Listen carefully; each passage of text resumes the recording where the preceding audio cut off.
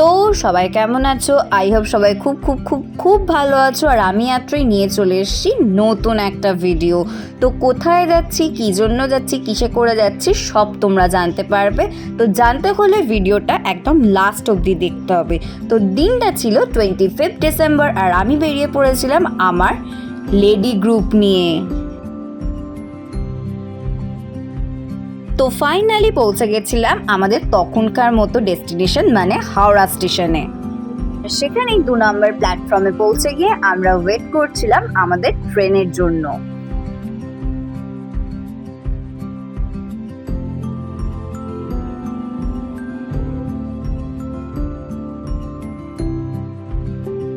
তখন ঘড়িতে বেজে গেছিল 7:13 আর আমাদের ট্রেন মানে জামালপুর বন্দে ভারত এক্সপ্রেস আস্তে আস্তে এগোচ্ছিল আমাদের পিক আপ করবে আর আমাদের ডেস্টিনেশনে পৌঁছে দেবে বলে। তারপর আস্তে আস্তে নড়তে নড়তে আমরা উঠে বসে পড়েছিলাম আমাদের সিটে।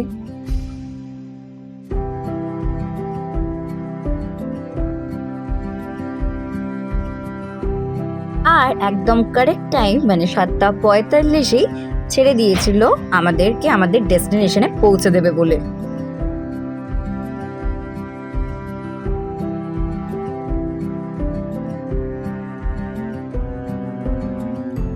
খানিকক্ষণ বাদে আমাদের দিয়ে দিয়েছিল জলের বোতল আর চায়ের জন্য দিয়েছিল 1 কাপ গরম জল, একটা রেডিমেড চায়ের প্যাকেট আর একটা বিস্কুট। তারপর আমাদের দিয়ে দিয়েছিল breakfast and veg non veg it's your choice. আর তারপর আমরা পৌঁছে গেছিলাম আমাদের ডেস্টিনেশন মানে বোলপুর শান্তিনিকেতনে। তারপর আমরা ধীরে ধীরে এগিয়ে যাচ্ছিলাম বাইরের দিকে, কারণ আমাদের নিয়ে যাওয়ার জন্য রথ মানে টোটো ওয়েট করছিল।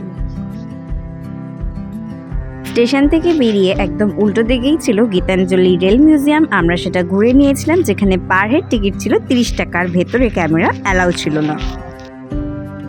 মিউজিয়াম দেখে বেরিয়ে আমরা উঠে পড়েছিলাম তুষার মামার টোটোতে আর ধীরে ধীরে এগিয়ে যাচ্ছিলাম আমাদের লজ পঙ্কজিনীর দিকে।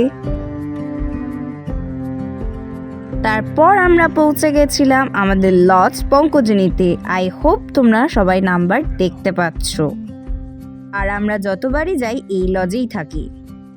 লজের চেক আউট টাইম ছিল 10:30, চেকিং টাইম ছিল 11টা। আর আমরা অনেক আগেই পৌঁছে গেছিলাম, তাই জন্য ওয়েট করছিলাম কারণ রুম ক্লিন হচ্ছিল। তারপর আমরা গুটি গুটি পায়ে এগিয়ে যাচ্ছিলাম আমাদের রুমের দিকে। ফার্স্ট ফ্লোরে ছিল মনিদের রুম আর সেকেন্ড ফ্লোরে ছিল আমাদের রুম। চলো রুমটা দেখে নেওয়া যাক। রুমের ভাড়া কিন্তু ছিল ডিফারেন্ট। মনিদের রুমের ভাড়া বেশি ছিল কারণ ওদের রুমে ব্যালকানি ছিল আর আমরা ব্যালকানিওয়ালা রুম নিইনি। আর যেহেতু ছিল পিক সিজন তাই জন্য রুমের ভাড়াও কিন্তু বেশি পড়ে, তাই জন্য আগে থেকে কথাবার্তা বলে যাওয়াই বেটার। আর এটা ছিল আমাদের রুমটা খুবই ভালো ছিল। বাথরুমে ছিল গিজার, বেসিন আর বাইরেও কিন্তু ছিল বেসিন, অ্যাকোয়াগার্ড আর ওয়াইফাই অ্যাভেলেবেল ছিল। আর তারপর আমরা বেরিয়ে পড়েছিলাম সাইট সিনের জন্য।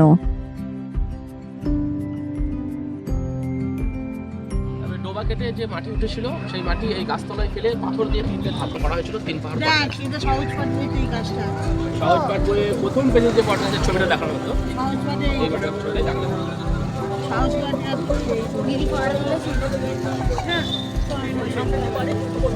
আমি এটা কি ফালতু জায়গা। শান্তিনিকেতন বাড়িটা দেখলেন, শান্তিনিকেতন বাড়িটা নির্মাণ করেছিলেন 2 বিঘা জমি।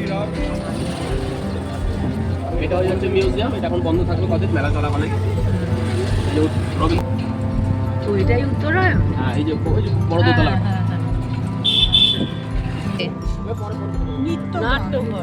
এটা হয়ে যাচ্ছে নাট্যঘর। আর এটা হয়ে যাচ্ছে বড় বিল্ডিং যেটা দেখলেন, এটা হচ্ছে কলা ভবনের হেড অফিস। এইটা হয়ে যাচ্ছে কলা ভবন ডিপার্টমেন্ট, যেখানে আর্টের শিক্ষাগুলো দেওয়া হয়ে থাকে।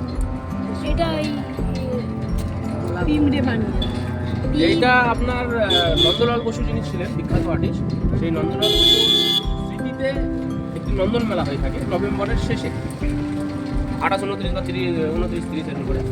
এইরকম দিকে এটা ওই নন্দলাল বসুর স্মৃতিতে একটি নন্দন মেলা এখানে অনুষ্ঠিত হয়ে থাকে। এই কলা ভবনের সব স্টুডেন্টরা এটা করে থাকে।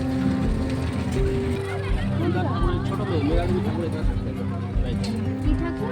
আমি শুরু এই যে এটা বিখ্যাত সাঁওতাল পরিবার, স্বামী এবং স্ত্রী কাঁধে একটি বাহক নিয়ে সামনে একটি বাচ্চা পায়ে চিত্রিত। এটা পেছন দিয়ে হ্যাঁ রামকিঙ্কর পেয়েছে রে। এই স্ট্যাচুটা এখানে বলা হয় কলের বাসি, এই স্ট্যাচুটার নাম। এই স্ট্যাচুটা কি এটা কলের বাসি। আদিবাসীদের দেবী। মা এবং মাসি মাথায় ঘরতে জল নিয়ে যাচ্ছিল, সেই সময় বাচ্চাটি যাওয়ার জন্য বাইরে তালধ্বজ বাসি এটাকে বলা হয়। ওই যে লেখা আছে তালধ্বজ। ওই যে তাল গাছ তালর ধ্বজা এইটাই তাল। এটা তো উপাসনা গৃহ না গো। উপাসনা গৃহ, কাঠের মন্দির বলা হয়।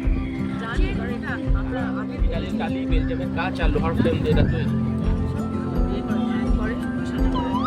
আর বেলজিয়াম ক্লাসে। এই মাঠটা হচ্ছে পুরাতন পৌষমেলার মাঠ। প্রথম পৌষমেলা এই মাঠে শুরু হয়েছিল, আমার ডান দিকে মাঠে। বেলজিয়াম ক্লাসে। বিশ্বভারতীর প্রথম বাড়ি। এই বাড়িটা দেবেন্দ্রনাথ এই বাড়িটা হ্যাঁ। এই বাড়ির নামকরণ করেছিলেন শান্তিনিকেতন বাড়ি। তারপর আমরা চলে গেছিলাম ডিয়ার পার্কে, যেখানে এন্ট্রি ছিল পুরো ফ্রি, কিন্তু আধার কার্ড মাস্ট। যতজন যাবেন ততজনের আধার কার্ড মাস্ট।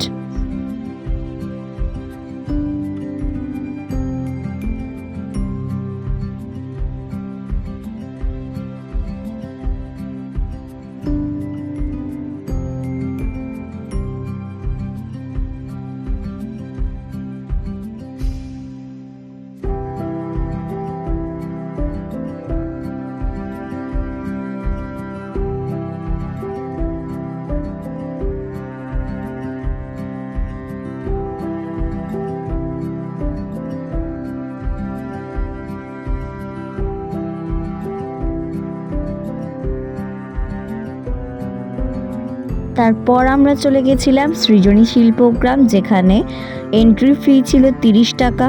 স্টুডেন্টের আইডি কার্ড থাকলে সেটা হয়ে যাবে 10 টাকা।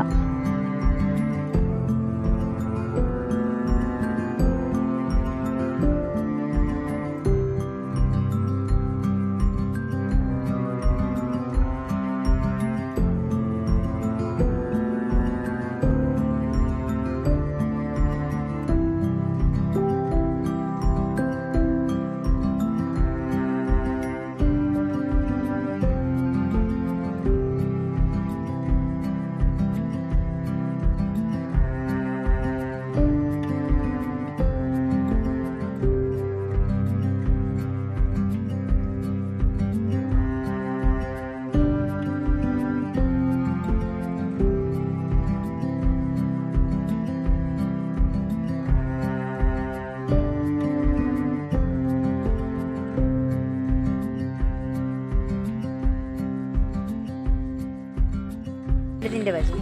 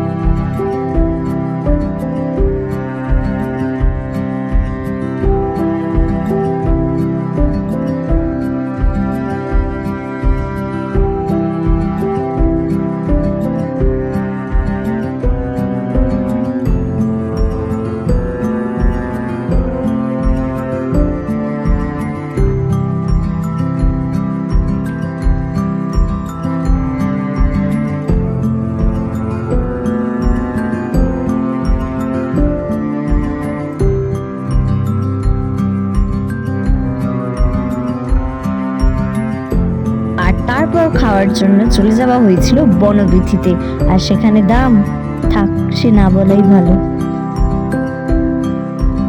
তারপর চলে এসেছিলাম আমরা শান্তিনিকেতনের পৌষ মেলা, মানে যার জন্য যাওয়া, আর সেখানে হাজার লোকের গুটোকে ফাইনালে আমরা বেরিয়ে আসতে পেরেছিলাম।